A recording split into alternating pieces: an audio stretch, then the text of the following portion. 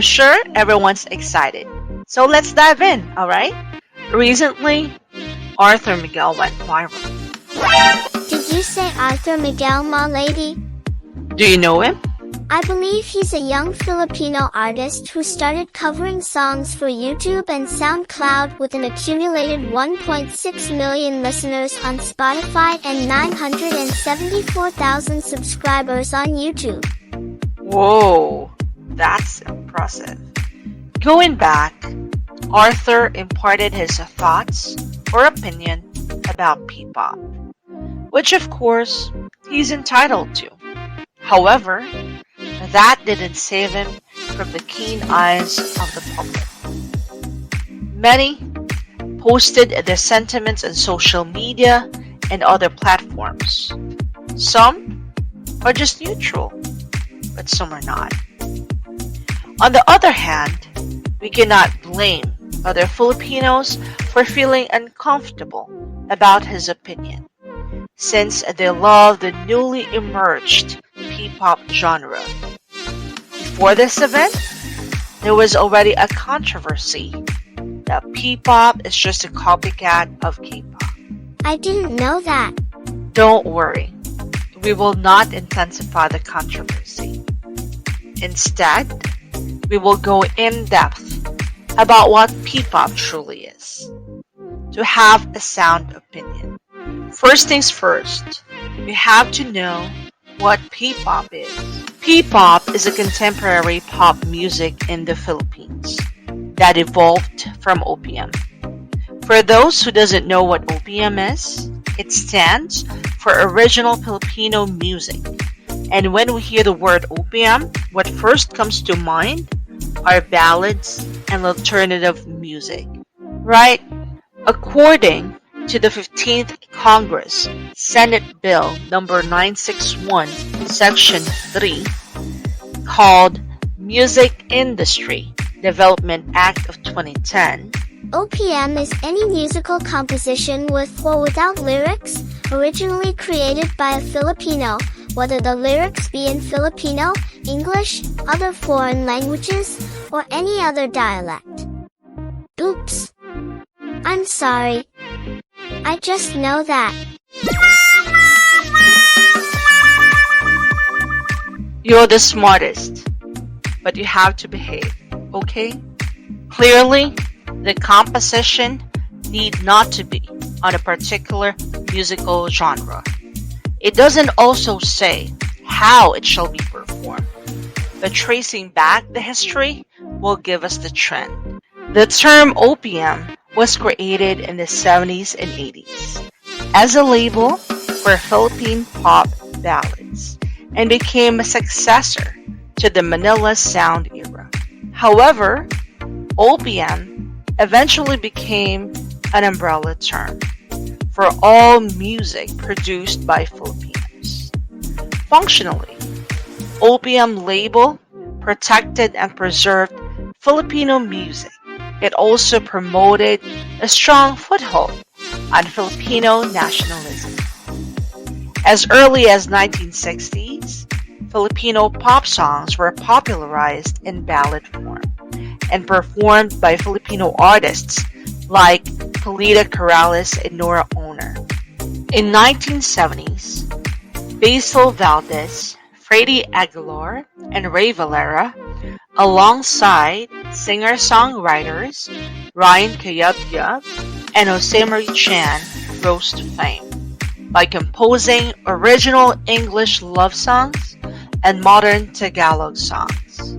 In the same decade, pioneer pop groups such as Apple Hiking Society and Hot Dog came to the scene. Comes 1980, coined as the golden age of Filipino music, disco group VST and Company and pop icon Gary Valenciano made dance pop famous. From the mid-1990s till the present, rock acoustic bands, belters, and balladeers became prominent. For bands, we have Eraserheads, Yano, Shackle, Heroic and Edgar, Green Department, River Maya, Moonstar 88, Hungry Young Poets, and many more. I love bands. Oh, you do? That's nice. For solo belters and balladeers, we got accustomed to the voices of Regine Velasquez, Sharon Cuneta, Joey Albert, Donna Cruz, Jaja Padilla, Jaya, Jolina Magdangal, Martin Rivera, and a lot more. I know them. Their voices are flawless. Yes, they have wonderful voices, and they are famous too. Back in the early 2000s, KAIA, Nina, and JR spearheaded the re-emergence of R&B. For the hip-hop genre, we have Francis M., Andrew E., Glock 9, Abra, and many more.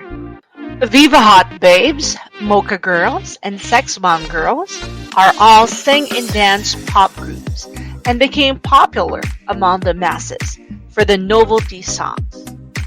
Sex Bomb Girls and Viva Hot Babes started to gain popularity in 1999 and 2003 respectively. I've seen their photos and they look so sexy. I think they are pretty too. Years after, more P-pop groups appeared. To name a few, the groups are Pop Girls, Accelerate, Group 143, Shixer, and Boy Band PH. In the 2010s, the usual rock band and novelty songs started to fade, and the new pop genre with no influence of rock and hip-hop went to the mainstream. Cherise became the first Asian to peak in the top 10, ranking at number 8 of the Billboard 200, and became one of the first Asian artists to have a song peak at number 1 for Billboard's Dance Club Play Songs. But he's Jake Cyrus now. I think so too. Other notable pop artists during that time include Tony Gonzaga, Moira De La Torre, Yang Constantino, and Sarah Geronimo. In the same decade, another significant thing happened. The Himig Dog songwriting contest, operated by ABS-CBN Corporation and Star Music, was revived in 2013. The theme of the contest has been love songs since 2002.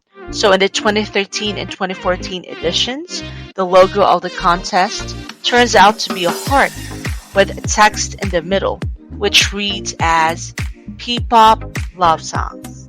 Heart is my favorite shape. Oops. Here I go again. Sorry. I think I know what you're trying to do. Lastly, in 2020s, P-pop had a transformation.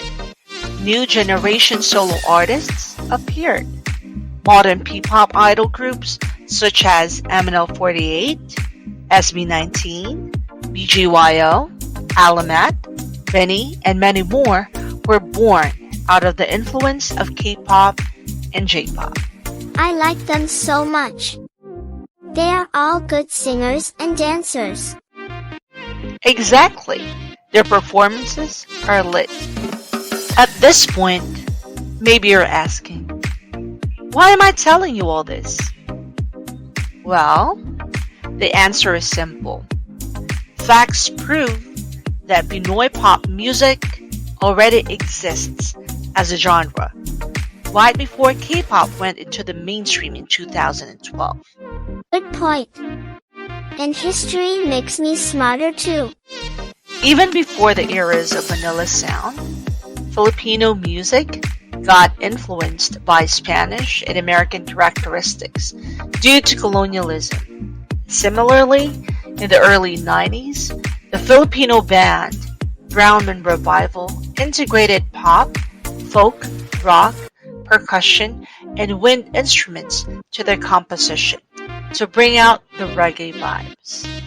What they have made is an example of an intercultural music that is a product of interculturalism, derived from the word intercultural, meaning the practice or discipline of communities having deep understanding and respect for all cultures.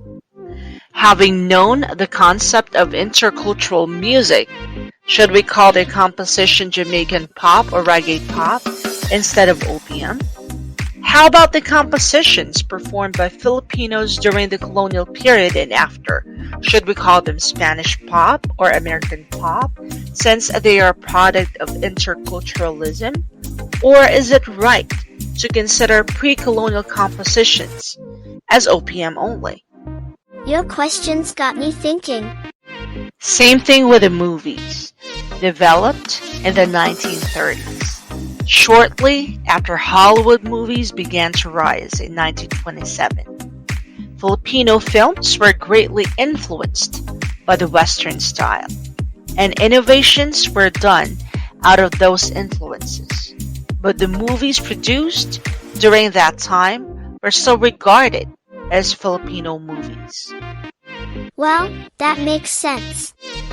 Undeniably, K-pop has become a global phenomenon, despite the challenging cultural difference. Thanks to K-pop's sophisticated business model, training method, production values, media management, and culture technology. Not to mention K-pop's distinct addictive melodies, synchronized perfected choreographies, and attractive performers with raw talents, transcending messages of hope, love, and cultural diversity into their music. Credit is given where credit is due. I understand that many of us grew up listening to the nostalgic and sentimental classic opium, but we can hide the fact that there are Filipinos who are already tired of hearing the same sound and wants a different style of music they can turn to. On top of that, due to the globalization of music, cross-cultural and cross-border collaboration, along with streaming and social media, have become a channel for delivering global artists to new audiences on a scale never seen before. Like what happened with BTS. So seeing our Filipino artists evolve, is that something unexpected or no? According to Jason Paul Lagzamana, the talent manager and creative director of ALAMAT, pop music is expensive and requires production, budget for choreography, costumes, and visually appealing music videos. So producers before were hesitant to invest. But when the Filipino youth became receptive to K-pop, the industry realized that they needed to innovate. Good thing they came up to that realization. I have watched Jessica Lee's YouTube vlog before, and Jessica talked about Kim Young-dae, a Korean music critic, who claimed that there were 4 K-pop groups nominated in the 2021 Billboard Music Awards for Top Social Artist, namely BTS, Blackpink, 17, and SB19. Jessica explained that one of the 3 types of culture technology of the K-pop business groups is forming a group with only local members from another country. Her statement was confirmed by the founder of ShowBT Philippines, Seong Han Kyung, also known as Robin Kyung, on his Forbes interview. Robin said that when he visited the Philippines for market research several years ago, he noticed the enthusiasm and energy of the Filipino fans to K-pop and the Filipino fluency in English. Realizing the possibility of overcoming K-pop's weaknesses, Robin got inspired to create a new culture mixed with P-pop, making SB19 a new idol group with a unique style that is a result of localization. Oh, so that's what happened. On the same article, Pablo, the leader of SB19, shared his thoughts about the intensive training they had gone through, and that they find it really great because not all are given that opportunity and utilize it to show the Filipino talent all over the world. He added that every country has their own pop culture, and what sets them apart is the soul they mix into the music, their experiences, culture, influences, and language. Josh, the lead rapper and dancer of SB19, mentioned that people have misunderstood them as a K-pop band, and that they have the motivation to express their music into the P-pop industry. Although inspired by K-pop, SB19's identity as a Filipino act is important to them, hoping not to be misunderstood as an imitation of a K-pop singing in another language. During their tour in the US, SB19 went to the Zach Sang show. On the interview, Pablo said that no one owns a certain genre of music and that pop is universal. Personally, knowing their perception about themselves makes a difference. It matters that they are performing out there as Filipino artists, not as a K-pop group. Hearing SB19's story makes me sad, ma lady, but I admire them for their nationalism and vision for their country. That's the most beautiful thing you said. Come to think of it, if a person had taken a degree at a prestigious school and became famous and successful later in life, normally the person and the person's country of origin get rightfully credited first, aren't they? I totally agree. It isn't a secret that K-pop had drawn music inspiration from J-pop and American pop and added Korean element to make it original. Regardless of the approach, as long as the Korean element is there, it's still K-pop. Good thing their music is regarded as K-pop, not J-pop or any other kind of pop. In this regard, P-pop deserves to be considered the same. Why? Because of the consistent usage of Filipino elements into the music. On a side note, going into the mainstream entails recalibration. We can just watch on the side while other foreign artists thrive. Change is inevitable. The same as with innovation. At a certain point, Filipino songwriters and performers have to innovate and offer something new. On top of that, it is innate for Filipinos to be good at creating something unique from a fusion of many cultural influences and using it to advantage. After considering all the facts and good points, Filipino music should not be confined to its traditional sound or even the common norms of the society. No one can do Filipino music better than us Filipinos. So we should learn to embrace the evolution of Philippine music and support all of our talented artists. Very well said.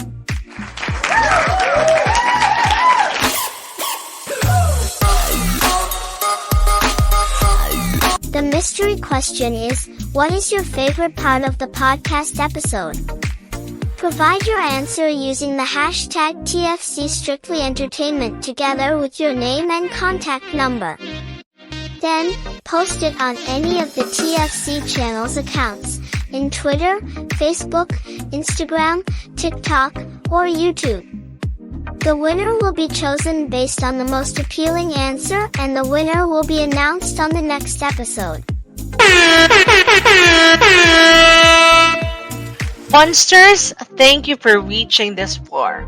There will be a lot of interesting topics we'll talk about soon, so you better watch out for it. If you like this podcast, please recommend it to your friends or to someone you know. You can show your support by sharing the podcast link to everyone, and it would really mean a lot to me.